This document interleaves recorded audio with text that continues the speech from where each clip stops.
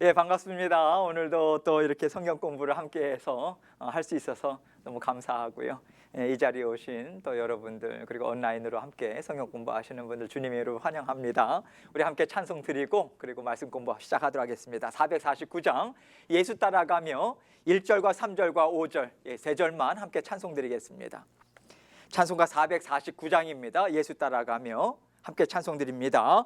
예수 따라가며 복음 순종하면 우리 행할 길 환하겠네. 주를 의지하며 순종하는 자를 주가 늘 함께 하시리라. 의지하고 순종하는 길은 예수 안에 즐겁고 복된 길이로다. 남의 짐을 지고 슬픔 위로하면 주가 상급을 주시겠네. 주를 의지하며 순종하는 자를 항상 복 내려 주시리라. 의지하고 순종하는 길은 예수 안에 즐겁고 복된 길이로다. 주를 힘입어서 말씀 잘 배우고 주를 모시고 살아가세. 주를 의지하며 항상 순종하면 주가 사랑해 주시리라. 의지하고 순종하는 길은 예수 안에 즐겁고 복된 길이로다. 아멘. 기도하겠습니다. 하나님 아버지 감사합니다. 이 저녁에 아버지 하나님의 말씀을 또 함께 배우고자 함께 또 나누고자 이 자리에 모였습니다. 아버지 하나님 생업 가운데 또 여러 하는 일들 가운데 몸이 지치고 또 피곤할 수도 있습니다. 아버지 하나님께서 힘과 능력 주셔서 피곤치 않도록 도와주시고 우리의 영이 주님의 말씀으로 아버지 하나님 강건케 되어서 하나님께서 기뻐하시는 삶을 힘있게 살아가는 저희 모두가 될 수 있도록 도와주옵소서. 아버지 하나님 함께 말씀을 공부하는 하나님의 사랑하는 성도님들 육신의 건강도 지켜주시고 안전도 지켜주시고 아버지 생업과 모든 필요를 공급해 주시되 아버지 하나님께서 굳건한 팔로 인도하심을 사랑해 주심을 변함없이 베풀어 주심을 믿는 믿음으로 기쁨의 삶을 살아가실 수 있도록 도와주옵소서. 오늘 부족합니다. 주의 종 아버지 하나님께서 붙들어 주셔서 아버지 하나님께서 주신 말씀 아버지 생각나게 해주시고 또 주님의 은혜 붙들고 아버지 하나님 이 시간 잘 감당할 수 있도록 은혜와 복을 허락하여 주옵소서. 모든 영광 아버지 하나님께 올려드리오며 예수 그리스도의 귀하신 이름으로 기도합니다. 아멘. 예, 오늘은 우리가 함께 사과를 순종이라고 하는 그러한 내용을 함께 살펴볼 텐데 먼저 지난 3과를 복습하도록 하겠습니다. 답만 맞추고 그리고 바로 사과 진행하도록 하겠습니다. 3과 복습입니다. 1번이죠. 우리를 구원하고 용서해 주시기 위해 예수께서 하신 일은 무엇입니까? 십자가에서 죽으심이다. 십자가 대속의 죽으심이라고 하는 것이 좀 더 정확한 표현이겠죠. 2번입니다. 죄 용서함을 받기 위해 당신이 한 일은 무엇입니까? 예수님을 구원자로 믿은 것. 이것 또한 하나님의 은혜로 된 거죠. 예수님을 구원자로 믿은 것. 3번입니다. 당신의 죄는 얼마만큼 용서받았습니까? 모두 다 용서받았다. 예, 하나님께서 우리를 깨끗이 씻어주셨다. 4번입니다. 일단 당신의 모든 죄가 용서받았다면 점점 더 많이 느끼게 될 두 가지 감정은 무엇입니까? 평안과 기쁨이다. 그렇죠? 무거운 짐인데 우리 스스로 풀려날 수 없는 짐인데 해결해 주셨잖아요. 평안과 기쁨이라고 하는 것. 5번입니다. 이 과에서 암송한 성경 구절을 써봅시다. 우리 함께 그를 믿는 사람들이 같이 암송해 보도록 하겠습니다. 시작. 그를 믿는 사람들이 그의 이름을 힘입어 죄 사함을 받는다. 사도행전 10장 43절 말씀입니다. 삼가 복습을 마치고요. 복습의 내용은 특별히 설명할 것은 없습니다. 지난주에 다 배운 내용이고요. 사과로 바로 들어가도록 하겠습니다. 여러분들께 나눠드린 프린트물에 보면요, 목적과 중심 내용이 적혀 있죠. 이번 순종이라고 하는 성경 공부를 통해서 우리가 어떤 목적을 가지고 이 과를 배울 것인가 같이 읽습니다. 목적 시작. 하나님의 말씀 속에서 발견할 수 있는 그리스도의 명령에 순종하는 삶을 사는 것이다. 그리스도의 명령, 성경에 보면 계명이라고도 나오고요. 근데 순종하는 삶, 순종하는 삶이라고 하는 것, 순종하는 것은 단회적이지 않습니다. 삶까지 이어진다라고 하는 것은 지속성이 있어야 되고요. 우리의 삶 가운데 체질화되어야 된다. 이것이 전제된 거죠. 그래서 연습하고 훈련되는 이 부분이 우리에게 있어야 된다. 어떤 영역인가? 나중에 말과 생각과 행동의 영역이다. 우리가 함께 살펴봅니다. 중심 내용이 두 가지죠. 예수님은 우리 삶의 주인이시다. 첫 번째로 예수님은 우리의 주인 되신다. 주다. 두 번째는 우리들의 삶의 목표는 주님을 위해 사는 것이며 생각과 말과 행동에서 주님께 순종하는 것이다. 생각의 영역, 말과 또 행동의 영역, 이 부분을 우리가 하나하나 살펴보도록 하겠습니다. 주님을 위해 사는 것이다. 그래서 여기에 사과 내용을 보면 책에 30쪽에 나와 있죠. 먼저 이 선생님 그림이 있지 않습니까? 우리는 지금까지 회개와 믿음에 대해서 공부했습니다. 회개 전에 무엇을 배웠습니까? 거듭남이라고 하는 것을 배웠어요. 그 다음에 회개를 배웠습니다. 용서함에 대해서 배웠죠. 믿음에 대해서 배웠습니다. 그리고 이번 과에는 순종이라고 하는 것을 우리가 함께 배우는데요. 여기에서 사용한 표현이 참 중요한 표현이 있습니다. 이 과에서는 하나님의 자녀의 삶에서 발견되어야 하는 세 번째 측면인 순종이다. 발견되어야 한다. 이건 당위성입니다. 당위성. 그래서 이것을 당위성을 먼저 전제로 하고 당연한 것이다. 이상하게 생각할 이유가 없다. 왜 그러한가? 하나님의 말씀이 이러하다. 이렇게 지금 책의 내용이 전개가 되고 있죠. 그래서 1번에 보면요, 사과 순종의 30쪽에 보면 다음 성경 구절을 읽어봅시다. 로마서 14장 9절이죠. 같이 읽습니다. 시작. 이를 위하여 그리스도께서 죽었다가 다시 살아나셨으니 곧 죽은 자와 산 자의 주가 되려 하심이라. 그래서 이 구절은 예수님께서 우리의 구원자뿐만 아니라 우리의 주가 되시기 위해 죽으시고 다시 사셨다고 가르쳐 줍니다. 그래서 여러분께 나눠드린 프린트물을 보면요, 여기에 책의 내용 지금 1번을 하고 있는데 여기 14장 8절과 9절 내용을 제가 같이 기록을 했습니다. 우리의 구원자뿐만 아니라 주인이 되신다. 그 의미가 무엇이냐? 그럼 주인이 됐다면 우리가 어떻게 살아가야 하는가? 이것을 이야기하는 거죠. 로마서 14장 8절로 9절 같이 있습니다. 시작.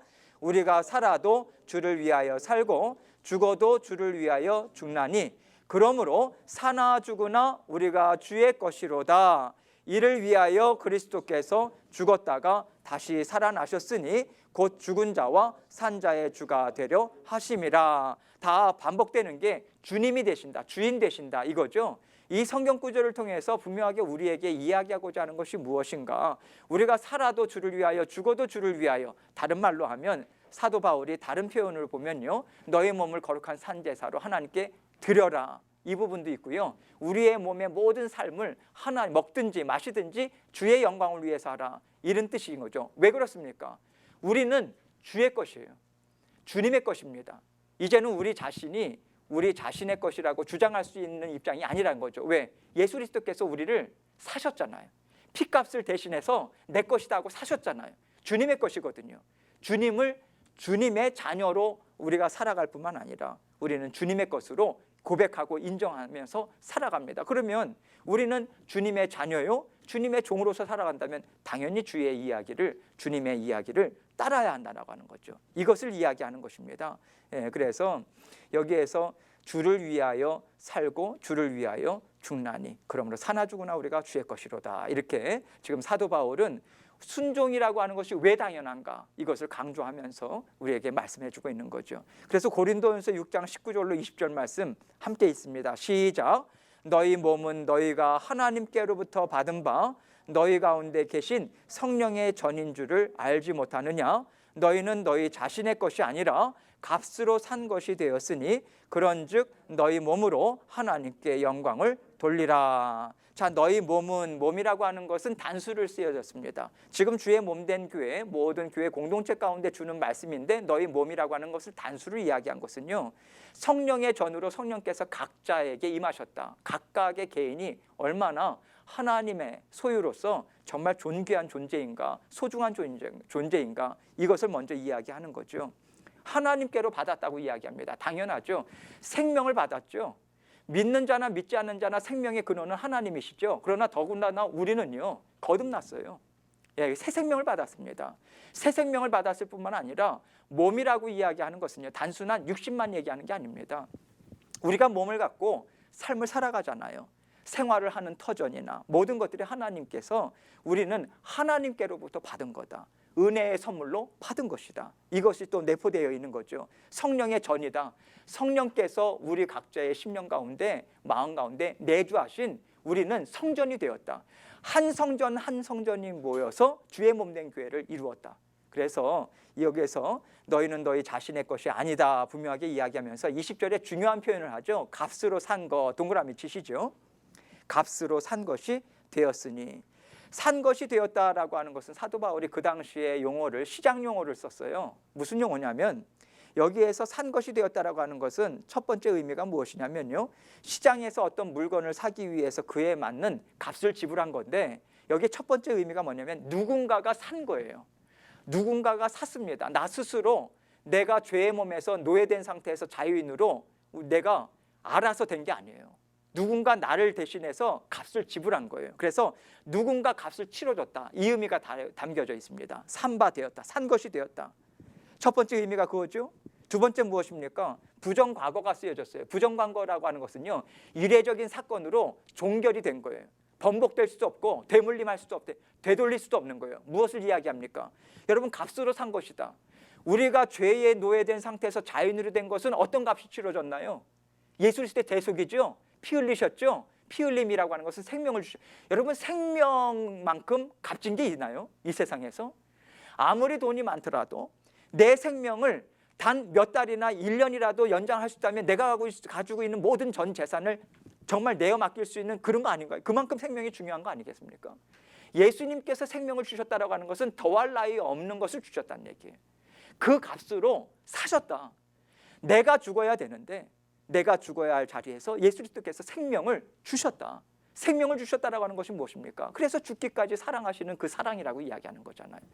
그것으로 물건을 위해서 그에 맞는 값을 지불했는데 정말 엄청난 값을 지불했다. 그리고 그것은 십자가 대속의 사건으로 끝났다.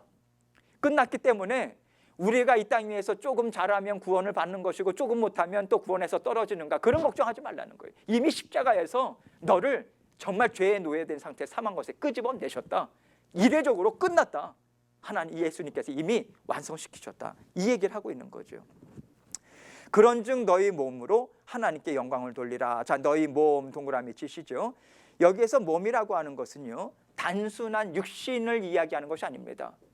우리의 몸이라고 하는 부분에 있어서 하나님께서 몸, 마음, 생각, 우리의 행동, 습관, 모든 사상, 이념, 가치, 모든 것들이 전 인격적인 것이 다 포함이 되어 있는 것으로, 여기에서는 사도 바울이 몸이라고 하는 것은 단지 육체라고 하는 용어를 쓴 게 아니라 전 인격적인 삶의 총체적으로 하나님께 영광을 돌리라. 여러분, 지금 사도 바울이 전개하는 것이 상당히 중요한 부분입니다.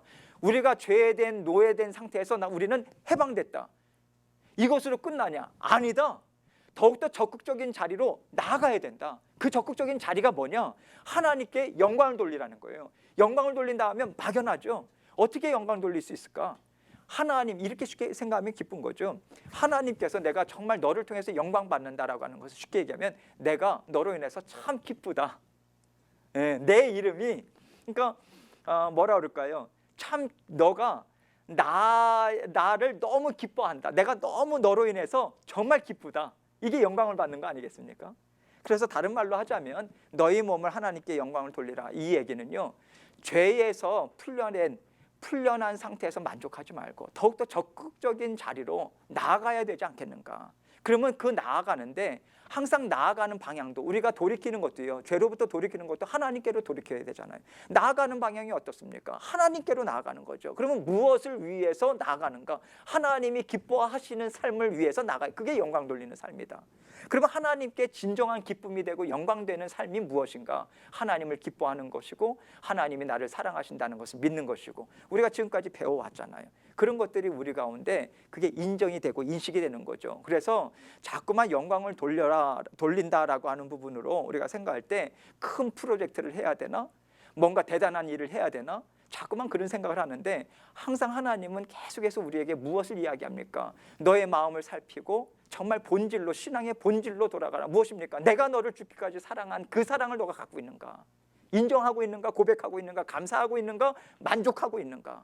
그리고 하나님께 감사로 정말 그러한 삶을, 하나님을 기뻐하는 삶을 살아가고자 하는가? 그래서 하나님께 영광을 돌리라고 하는 것은 너의 몸, 다시 말해서 단지 교회 안에서뿐만 아니라 직장 생활, 터전에서, 삶의 터전에서, 가족과의 관계에서, 이웃과의 관계에서, 너의 생각에서, 또 습관에서, 모든 것을 통해서 하나님께 영광을 돌리는 하나님의 기쁨이 되는 삶을 살아가라 이거죠. 왜? 주님께서 우리의 주인 되시니까. 지금 그 얘기를 하는 거죠. 그래서 베드로전서도 지금 앞부분은요, 생각과 말과 행동이라고 하는 것의 주인 되심을 인정하기 전에 왜 우리가 말이나 생각이나 행동에 있어서 그분께 순종해야 되는가? 왜? 주님은 우리를 죽기까지 사랑하신 분이다. 그것으로 우리가 주님의 것이 되었다. 이것을 강조하는 거거든요.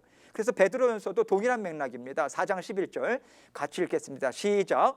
만일 누가 말하려면 하나님의 말씀을 하는 것 같이 하고, 누가 봉사하려면 하나님이 공급하시는 힘으로 하는 것 같이 하라. 이는 범사에 예수 그리스도로 말미암아 하나님이 영광을 받으시게 하려 함이니 그에게 영광과 권능이 세세에 무궁하도록 있느니라. 아멘. 자, 누가 말하려면 동그라미 치시죠. 여기에서 베드로가 말하려면이라고 하는 이 말은요, 여러 가지 어떤 종류의 말이든지 사람이 하는 말을 얘기합니다.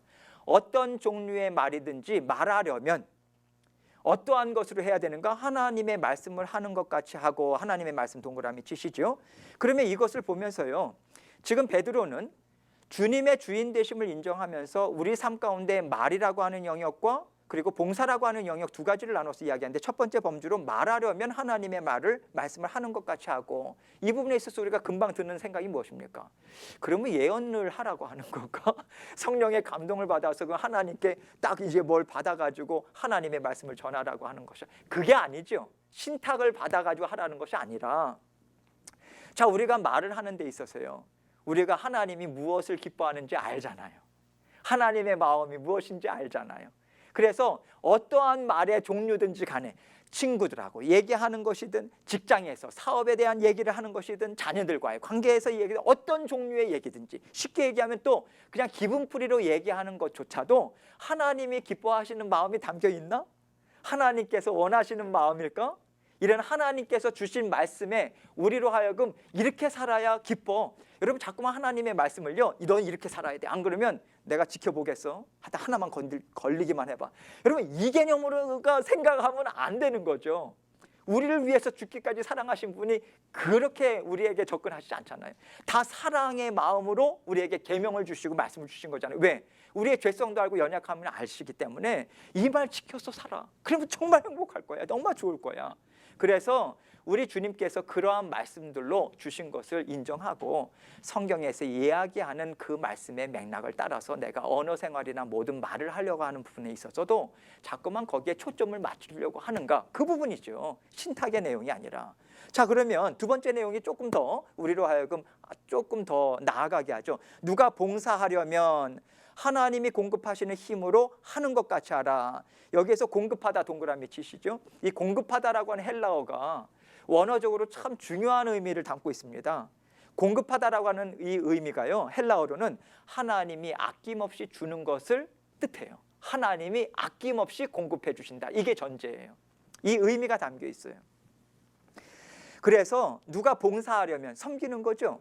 섬기려면 이것은 단지 주의 몸된 교회만 얘기하는 것이 아닙니다. 모든 삶의 범주를 이야기하는 거예요. 현장을 이야기합니다. 누가 봉사하려면 하나님이 공급하시는 힘으로 하는 것 같이 하라. 자, 그렇다면요, 하나님께서 주신 그 은혜로 우리가 봉사를 해요. 여기엔 두 가지 의미가 있어요. 첫 번째 뭐냐면 하나님이 공급해 주시지 않으면 우리는 못하는 거예요. 이게 전제가 되어 있는 거예요. 이게 은혜를 따라 사는 삶입니다. 이것을 어느 정도까지 고백하느냐, 이게 신앙의 성숙도를 가늠하는 것 같아요. 하나님의 은혜냐, 아니면 하나님께서 주신 거 좀 있는데 내가 그래도 이만큼 있으니까 감당하는 거지. 여러분, 이거는 망조죠. 이것 때문에 망하는 거죠. 아까도 집사님하고 얘기하면서 사람은 변질되잖아요. 되게 저한테는 충격적인 부분으로 정말 크게 다가왔어요. 그렇죠. 변질 안 되려고 우리가 말씀 붙잡고 사는 거잖아요. 왜? 말씀은 순수하잖아요. 우리를 죽기까지 사랑하시는 그 붙드심이 있잖아요. 성령이 무엇을 통해서 붙들겠습니까? 말씀을 통해서 붙들거든요. 그래서 변질되는 것, 썩는 것, 이것을 미연에 반지하기 위해서 우리 주님께서 그렇게 붙잡아 주시는 것인데, 하나님께서 공급하시는 은혜가 있기 때문에 우리는 살아가는 거예요. 생업도 여러분 지금까지 여기 오시면서 안전을 지켜주신 것, 자, 사망의 변이야 바이러스입니다. 안전 지켜주시고 모든 것들이 하나님의 은혜예요. 주의 몸된 교회도 은혜고 가정도 은혜고, 그래서 1차적으로 하나님께서 무엇을 원하시는가? 감사하는가? 만족하는가? 아니면 불만족하는가? 감사치 못한가? 불만과 감사치 못하면 당연히 무엇이 나옵니까? 원망, 불평, 이게 나오죠. 심령이 썩어 들어가는 거죠. 그래서 하나님이 주시는 은혜가 있다, 그거 가지고 봉사하는 거다. 그런데 여기에서 하나님이 아낌없이 주는 거라고 얘기했잖아요. 그래서 두 번째 의미는 뭐냐면 하나님이 은혜를 주셔야 감당하는 것이고요, 두 번째는 너가 가진 것이 적다고 하여서 하나님의 은혜를 흘려보내는 것을 잠깐 브레이크를 걸지 말아라. 이 부분을 또 담겨 있는 거죠. 이 부분을 얘기하면서 사실 저도 부끄럽습니다. 네, 왜냐하면 내가 갖고 있는 게 적을 때는 참 어려워요. 이게 마음을 쓰는 것도 어렵고. 그런데 이 말씀을 가지고 또 한번 다시 한번 마음을 다잡는 거예요. 하나님은 온 세상 만물의 주인이시다. 하나님께서 공급하시는데 아낌없이 공급하신다라고 하는 것은 흘러넘치게 공급하신다는 거예요. 그건 믿고 하나님이 기뻐하시는 삶을 살 때는 하나님께서 책임지시지 않습니까? 복의 통로로서의 역할을 감당하게 하시는 거거든요. 그래서 지금 이 부분을 하나님이 우리에게 청지기로 맡겨주신 거예요. 이 청지기라고 하는 것이 상당히 중요한 개념이죠. 말하는 것에 있어서나 봉사하는 것에 있어서나 다 하나님이 공급하시는 힘으로, 또 하나님께서 주시는 말씀, 정신, 이것을 담아서, 왜? 주님께서 우리 주인 되시니까. 근데 죽기까지 사랑하신 우리 아버지시니까 이 얘기를 하는 거죠. 그래서 이는 범사에 예수 그리스도로 말미암아, 자, 동그라미 치시죠. 상당히 또 예수 그리스도로 말미암아 하나님이 영광을 받으시게 하려 함이니. 여러분, 레위기도 그렇고 여러분 신명기에 나오는 모든 율법도 그렇고 성막 구조도 그렇고 다 예수 그리스도를 통해서만이 하나님께 나아갈 수 있잖아요. 우리 하나님께 계속해서 나아갈 수 있는 게 예수 그리스도로 말미암아서 된 거 아니겠습니까? 그래서 예수님을 통해서 우리가요, 베푸는 삶, 또 말에 있어서도 덕을 세우는 말, 우리의 삶에 있어서도 열매 맺는 삶, 이 모든 것들은 예수님께서 기본적으로 우리에게 죽기까지 사랑하신 그 사랑을 베풀어 주셨기에 우리가 그것을 감당하면서 살아가는 것이다. 이 부분이 담겨 있는 것이고요. 그래서 그에게 영광과 권능이 세세 무궁토록 있느니라, 이렇게 이야기하고 있는 거죠. 그래서 지금 여기에 말씀에 나와 있는 것처럼 그 베드로전서에 나와 있는 것처럼 우리가 항상 하나님의 은혜를 생각을 하면서 계속해서 또 말과 또 봉사의 영역에 있어서도 애를 써야 되겠죠. 자, 그러면 우리가 31쪽 봅니다. 2번, 3번 내용은 건너뛰고요. 중요한 내용만 좀 보도록 하겠습니다. 다 중요한데요, 다 다룰 수는 없고요. 31쪽 책의 내용을 주로 해서 프린트물을 간혹 가다가 이렇게 보면서 하도록 하겠습니다. 4번 내용 봅니다. 예수님께서 너희가 나를 사랑하면 나의 계명을 지키리라. 요한복음 14장 15절에서 말씀하셨습니다. 그러므로 예수께서 우리의 주라면 우리는 그분의 계명에 순종해야 합니다. 답을 그렇게 다셨죠. 자, 그럼 4번 내용을 봅니다. 요한복음 14장 15절 내용인데요. 너희가 나를 사랑하면 나의 계명을 지키리라. 그런데 지금 예수님께서 이 말씀을 주시기 바로 전에 어떤 내용에 대해서 이야기를 했냐면 14장에 보면요, 그 주님 안에서 서로 제자들이 사랑하는 것을 강조하시고요, 요 말씀 직전에는 너희가 내 이름으로 무엇을 구하든지 간에 내가 시행하리라, 이 말씀을 주시면서 내 계명에, 너희가 나를 사랑하면 내 계명을 지키리라, 이 말씀이 이어서 나오는 거예요. 그래서 지금 우리 주님께서 제자들에게 그의 계명을 지키라라고 하는 계명이라고 하는 것을 문맥적으로 볼 때는 조금 좁은 의미에서는 앞에서 이야기한 것처럼 사랑하라고 하는 계명, 그리고 두 번째는 정말 내 이름으로, 주님의 이름으로 기도하라라고 하는 계명으로 우리는 한정해서 생각할 수 있지만, 우리 주님께서 나를 사랑한다면 나의 계명을 지키라라고 하는 게 그런 협소한 그런 어떤 제한적인 의미로 계명을 말씀하신 게 아니죠. 계명이라고 하는 것이 무엇이겠습니까? 예수님께서 우리에게 주신 모든 말씀을 이야기하는 거죠. 그래서 지금 여기에서 계명을 지키라라고 하는 부분에 있어서 정말 지킨다라고 하는 부분, 지키리라라고 하는 부분에 지킨다라고 하는 단어가요, 원뜻이 보배를 지키며 보관함, 이것을 이야기하는 거예요. 지킨다라고 하는 게 보배를 지키면서 보관하는 것, 정말 소중하게 생각하는 것. 지킨다라고 하는 것은 내가 이렇게 보관하고 있어, 그게 아니죠. 삶으로 살아내는 거죠. 소중하게 생각하고. 그래서 이게 맞는 게요, 여러분 가만히 보면요, 우리가 자녀를 사랑한다 하잖아요. 그러면 자녀들이 뭐가 먹고 싶다고 할 때, 먹고 싶고 뭐가 필요하다고 할 때 우리가 그것을 자녀들을 위해서 베풀어 주는 게 어렵지 않아요. 왜 어렵지 않나요? 사랑하니까.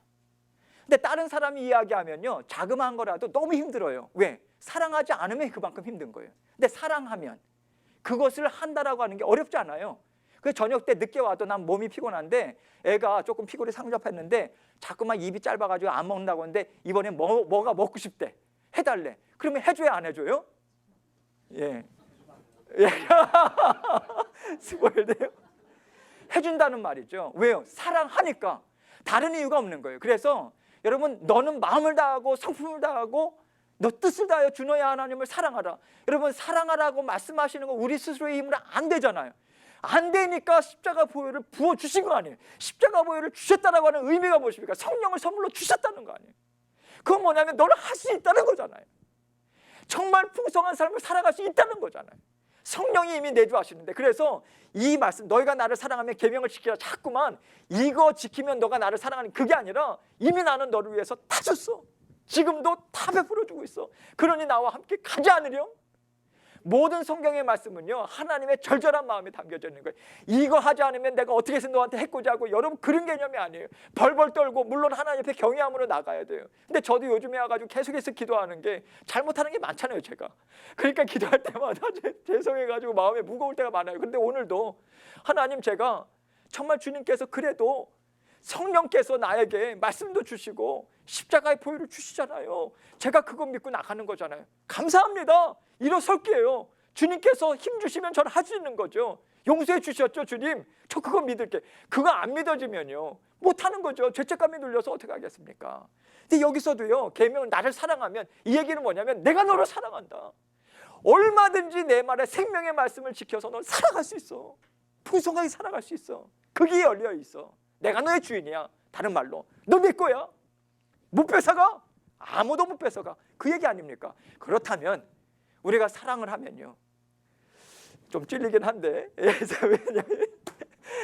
이 사람이 그러더라고. 언제 옛날에 연애할 때는 그렇게 말을 잘 들어주더니만 뭐 그렇게 얘기하는데, 죄송합니다. 그런데 각성할게요. 그런데 여기서 얘기하는 것이 그것입니다. 사랑할 수 있는 능력도 주셨고 이미 더할 나위 없는 사랑을 베풀어 주셨어요. 하나님 앞에 자꾸만 이것저것 뭐 대단한 거 하고 싶다, 그 생각 이전에 못한다 할지라도 괜찮아요. 여러분 괜찮아요. 하나님 사랑하는 마음, that's it. 하나님께서는 그것으로는 됐다. 그러면 내가 너를 통해서 얼마든지 일할 수 있어. 근데 그것이 안 되면요, 하나님께서 은혜를 못 부어주시는 거예요. 왜? 그 상태에서 부어주시면 그게 잘난 건 줄 알잖아요. 잘 살아가는 건 줄 알잖아요. 망하는 길로 가잖아요. 그래서 지금 이 말씀도 우리 주님께서 그런 주인 되심, 결국 내 것이라 하시고 책임지시는 주님의 말씀. 그래서 계명이라고 하는 걸 자꾸 옥죄는 것으로 생각하지 마시고 생명의 양식이다, 생명줄이다, 그거 붙잡고 살아가야 된다. 그래서 오늘도 여기에 있는 내용들을 다 외우면 좋겠죠. 외워지겠습니까? 안 되잖아요. 그래도 한 가지 말씀만 붙잡고 가는 거예요. 이 말씀 나에게 주셨다. 그거면 되는 것입니다. 선생님 나오죠. 그래서 5번입니다. 그리스도께서 친히 한 사람이 두 주인을 섬기지 못할 것이니 라고 말씀하셨어요. 우리는 그리스도 그분만을 섬기고 그분께 순종해야 하며 우리 삶의 최우선순위를 그분께 드리는 것이 마땅합니다. 최우선순위 동그라미 치시죠. 최우선순위를 자꾸만 밀리거든요. 여기에서 사용하는 터미널로지 하나하나가 참 중요하다고 생각합니다. 최우선순위를 두고 있는가? 그래서 누가 믿는 자의 유일한 주인이어야 합니까? 그리스도. B번. 그렇다면 당신의 유일한 주인은 누구여야 합니까? 그리스도. 자, 보세요. 한 사람이 두 주인을 섬기지 못할 것이니, 저희 성경 구절에는요, 제가 완전한 성경 구절을 썼어요. 6장 24절에 같이 읽습니다. 시작. 한 사람이 두 주인을 섬기지 못할 것이니 혹 이를 미워하고 저를 사랑하거나 혹 이를 중히 여기고 저를 경히 여김이라. 너희가 하나님과 재물을 겸하여 섬기지 못하느니라. 자, 하나님 동그라미, 재물 동그라미. 참 재밌죠? 지금 두 주인을 섬기지 못한다고 하면서 우리 주님께서 무엇을 이해하냐면 하나님과 재물을 같이 뒀단 말이죠. 특히 겸하여라고 하는 이 헬라어는요, 겸하여라고 하는 단어는 대등하다라고 하는 뜻이 담겨 있어요. 대등하다. 이거는 대등한 존재가 아니에요. 대등한 존재가 아닌데 우린 그렇게 생각할 수 있다는 거예요. 자, 그러면 여기에서 두 가지 중에 하나예요. 스펄전 목사님도 그 얘기를 했다. 신앙의 중간지대란 없다. 그 책 이름이 있습니다. 저도 그 책을 보면서 은혜를 많이 받았는데 신앙의 중간지대란 없어요. 여러분 보세요. 죄라고 하는 것은 관역을 빗나간 거예요. 하나님은 너의 하나님을 사랑하라고 말씀하셨는데 자꾸만 우리는 다른 거를 섞어요. 우리의 현실적인 문제, 우리의 형편을 생각하면서 자꾸만 타협점을 찾아요. 하나님을 지금 적극적으로 사랑하는 건 어렵지만 제가 미워하진 않잖아요. 근데 하나님 편에서 보면요, 그 자리는 미워하는 자리로 갈 수밖에 없어요. 생명줄을 놓쳤기 때문에. 여러분 보세요. 여기에 엄청난 레드우드 나무 있죠? 레드우드 나무. 그거를 어떤 한 분이 그 나무를 보면서 하나님께서 그 에덴 동산에서 선악과를 먹는 날 정령 죽으리라 말씀하신 그것이 무엇인지 알겠구나라고 하는 게, 레드우드 나무가 꺾어지죠. 꺾어졌는데 완전히 꺾어졌는데 그 위에서는 6개월 동안 싹이 나오더래요. 그 자체의 수분 때문에. 근데 꺾어졌어요. 우리가 그거 보면서 저건 산나무라고 봐요? 죽은 나무라고 봐요? 꺾어진 순간 저거 죽었네? 그렇게 이야기합니다. 왜? 죽게 되니까. 죽은 나무예요. 이해가 되시죠? 그래서 우리는 주너의 하나님을 사랑하라. 왜 마음과 뜻, 정성, 의지 이런 것들을 자꾸만 강조할까? 하나님께서 우리 마음 붙잡아 주시는 거예요. 그만큼 애쓰지 않으면 우리에는요, 세상과 너무 가까워요.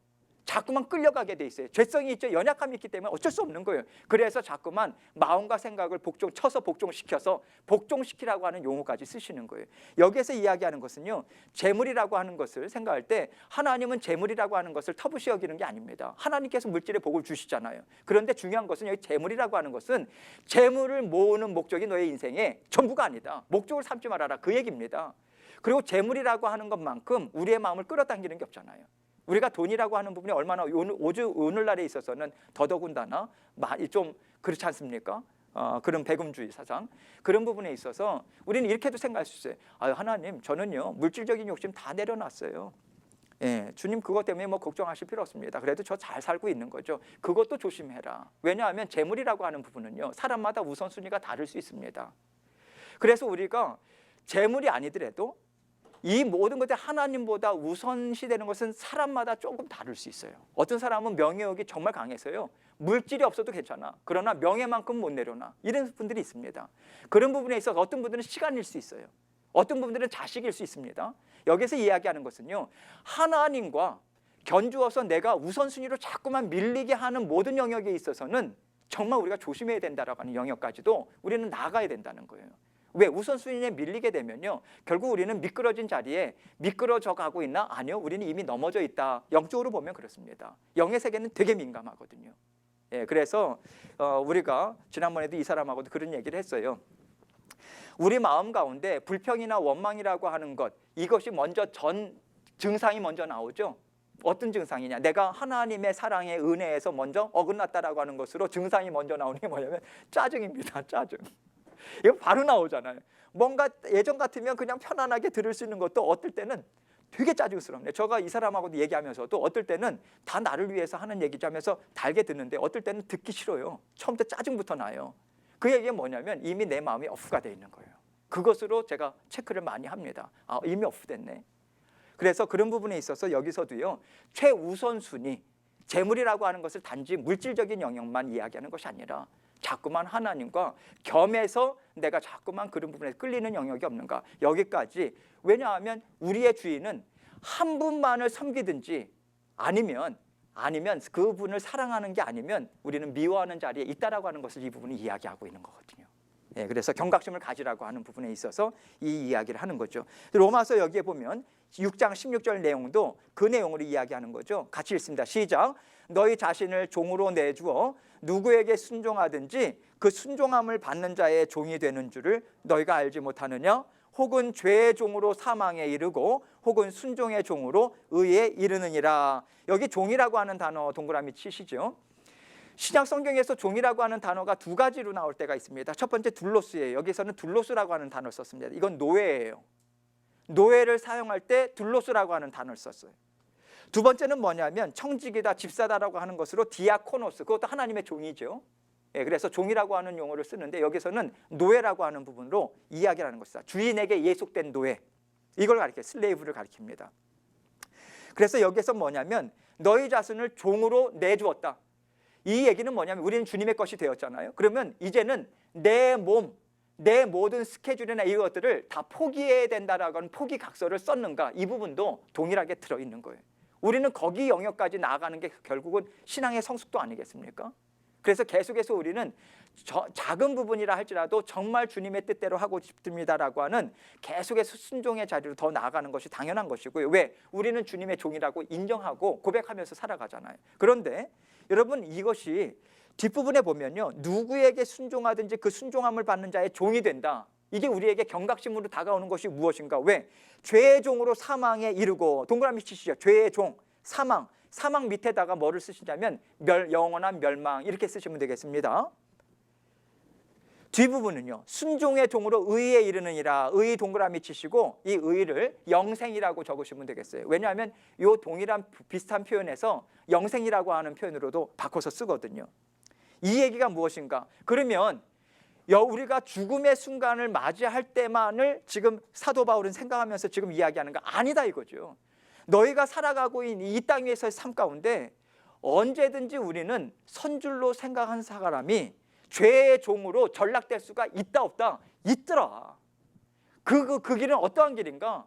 하나님이 주시는 은혜와 복을 받아 누리지 못하는 사망의 길이더라. 어둠의 길이더라. 낙심의 길이더라. 절망의 길이더라. 우리가 체험하잖아요. 우리가 잘 살아가더라도 어느 한순간 우리는 넘어지거든요. 그럴 때 어제까지 잘 살았다고 해서 오늘도 자동적으로 잘 사는가? 아니죠. 날마다 우리가 눈을 뜬과 동시에 하나님의 은혜가 폭포수와 같이 우리에게 주실 수밖에 없는 게 영적인 그 전쟁터에 우리는 나가는 거죠. 영적으로 보면 그렇습니다. 그래서 어떤 목사님이 그런 얘기를 하는 거예요. 하루에 시간을 정해서, 특별히 하루에 뭐 직장을 가면서 운전하면서도 할 수 있어요. 예, 계속해서 먼저 그 적진에 보병을 보내기 전에 먼저 포병으로 다 때려 부신다는, 먼저. 그리고 나서 거기는 이제 점령을 한다라고 하는 게 얼마나 중요하냐. 가가지고 그 사상자가 많이 나지 않기 위해서는 계속해서 거기에 뭐 폭격을 가해야 된다는 거예요. 마치 기도, 하루를 시작하기 전에 하나님께 모든 온 것을 올려드린 것이 그 적진에 얼마나 우는 사자와 같이 삼킬 자를 찾으면서 다니겠습니까? 적진에 대해다고 쏘는 거예요. 하나님 정말 이 일이 있습니다. 하나님 도와주십시오. 그러면 악한 사탄 마귀를 주 예수 이름으로 계속해서 마치 화살을 계속해서 쏘듯이 폭격하고, 그리고 나서 하나님 주시는 힘으로 오늘도 살겠습니다. 그 마음 가지고 하루를 시작해야 되는 거죠. 날마다 영적인 전쟁터임을 우리는 잊어서는 안 되는 것이고, 여기서도 이야기하는 것처럼 자꾸만 사탄은 계속해서 타겟을 이미 우리로 정했잖아요. 어떻게 해서든지 이 구원의 길에서 낙심하고 뺏어갈 수는 없어요. 뺏어갈 수는 없지만 마지막 발악이라도 하는 것 아니겠습니까? 그래서 악한 것 아니겠어요?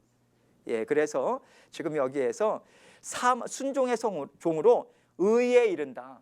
이게 다 되게 중요한 개념이죠. 영생에 이른다라고 하는 것은 죽어서 천국 간다, 이 개념만이 아니다. 이 땅 위에서의 영생의 삶, 풍성한 삶이 열려있다. 정말 풍성한 삶을 받아 누리고 있는가?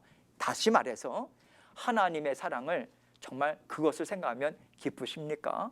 마음의 평안함이 있으십니까? 이것을 우리가 질문을 던질 수밖에 없는 거죠. 예.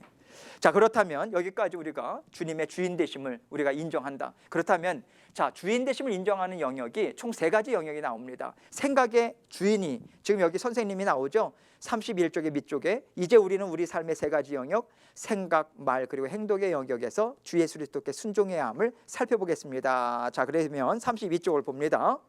자, 6번을 같이 읽을게요. 문제도 같이 있습니다. 시작. 주 예수님께 순종하고 그분을 기쁘시게 해드리는 것은 다른 사람들을 기쁘게 하는 것과는 다릅니다. 사람들은 우리 삶의 겉모습만 볼 수 있기 때문에 보이는 것으로 다른 사람을 판단합니다. 그러나 주님에 대해 성경은 다음과 같이 말합니다. 히브리서 4장 13절 같이 읽죠. 시작. 지으신 것이 하나도 그 앞에 나타나지 않음이 없고 우리의 결산을 받으실 이의 눈앞에 만물이 벌거벗은 것 같이 드러나느니라. 자, 보세요. 지으신 것 동그라미 치시고 모든 피조물입니다. 모든 피조물인데 피조물이라고 하는 것은 물질 세계만 얘기하는 게 아니에요. 영의 세계까지 다 포함이 됩니다. 그래서 하나님은 우리의 영을 들여다보시고 영을 살피시고 마음을 들여다보시는 거죠.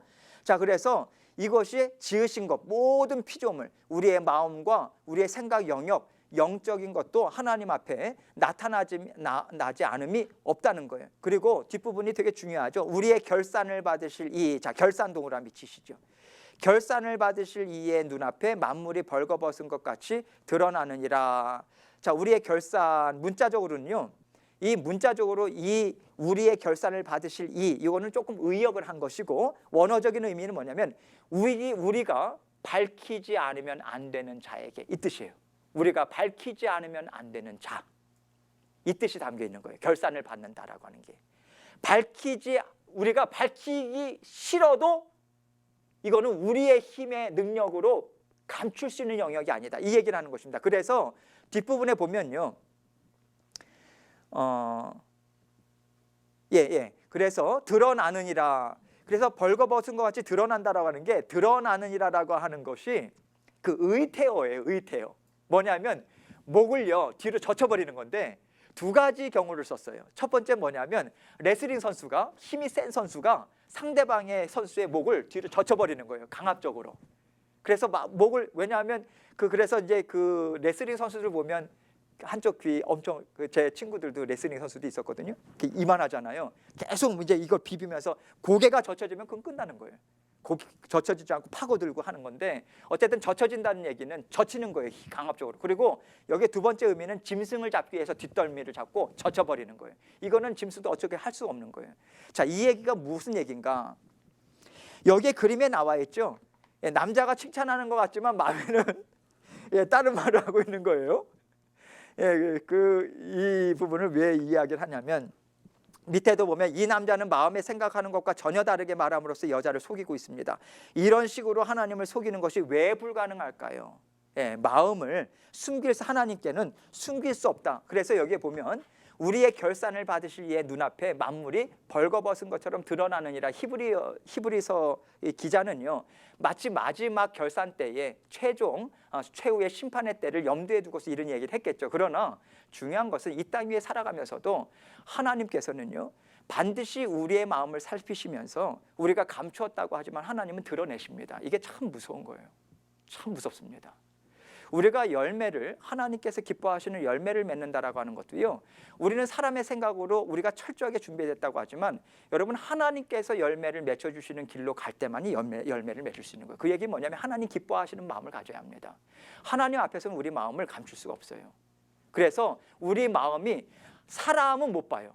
근데 하나님은 보세요. 그래서 언제나 하나님 앞에서 드러난다 라고 하는 개념을 갖고 할 때 우리의 삶 가운데 아름다운 삶으로 빚어져 나가는 것은요 그것을 인정하는 삶. 그래서 중세시대 때 상당히 청교도들도 그렇고 가장 중요한 키워드로 인생 가운데 신앙의 여정에 있어서 붙잡고 살아가는 한 가지 표현이 있다고 그러죠. 코람데오 신앙이에요. 코람데오가 무엇입니까? 하나님 앞에서 In front of God.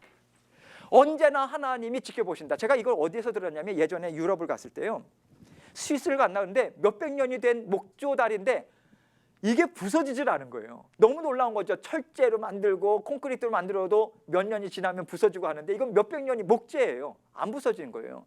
가이드가 그 얘기를 하더라고요.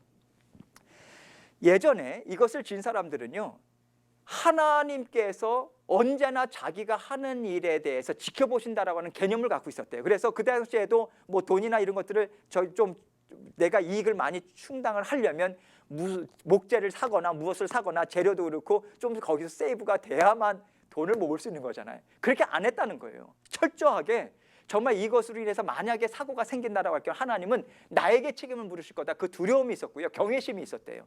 그리고 언제나 사람은 못 봐도 하나님은 나를 지켜보신다라고 하는 것 때문에 정말 남음은 하나를 받더라도 정말 정성을 다해서 완벽하게 그것을 하려고 애를 썼다고 합니다.